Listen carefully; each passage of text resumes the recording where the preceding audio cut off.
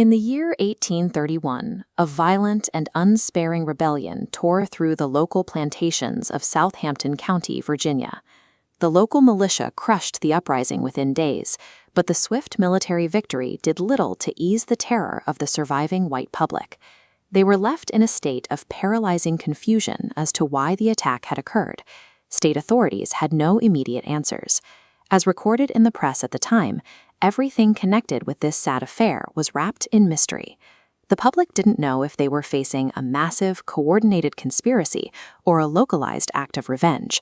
The physical violence had ceased, but the complete lack of an understood motive kept the entire American South in a state of paranoid suspense. To resolve the crisis, the state launched an intensive search for the ringleader, Nat Turner. The governor of Virginia issued a formal proclamation offering a $500 reward and circulating a detailed physical description of the fugitive to every corner of the Commonwealth. After weeks of hiding in the woods, Turner was eventually discovered in a cave by a lone armed man named Benjamin Phipps. Without resistance, Turner handed over his sword and surrendered. Once safely lodged in the county jail, Turner agreed to sit down with a local lawyer to provide his voluntary confession. With Turner finally in custody, the focus shifted towards his internal motivations, as the public waited to see if a single man's testimony could explain the logic behind the massacre. Thomas R. Gray recorded an encounter with a calm, highly intelligent prisoner who acknowledged his participation in the killings without any sign of remorse. The published confession indicates Turner's radicalization began early. He told Gray he had to go back to the days of my infancy. He described anomalies leaving an indelible impression, like remembering events from before his birth, which he viewed as signs of a higher calling. His community reinforced these beliefs.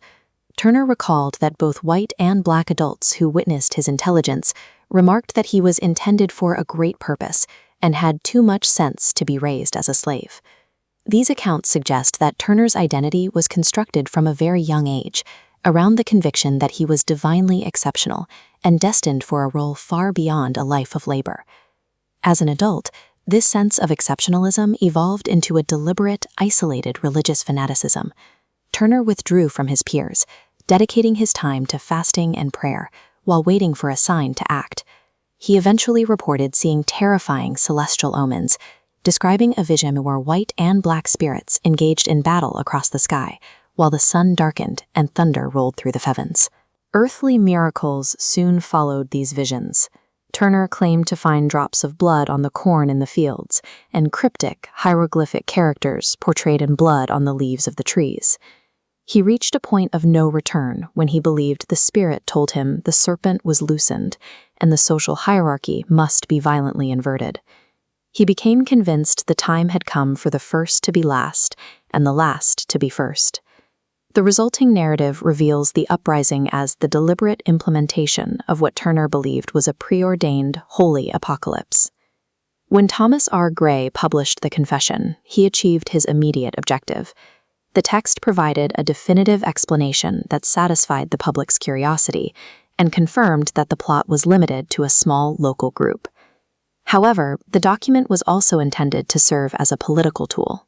In his effort to profit from the tragedy and suppress future rebellion, Gray accidentally preserved Nat Turner's unfiltered voice. He created a permanent historical record that illustrates how absolute subjugation can drive an intelligent mind toward visions of an apocalyptic end to the system itself.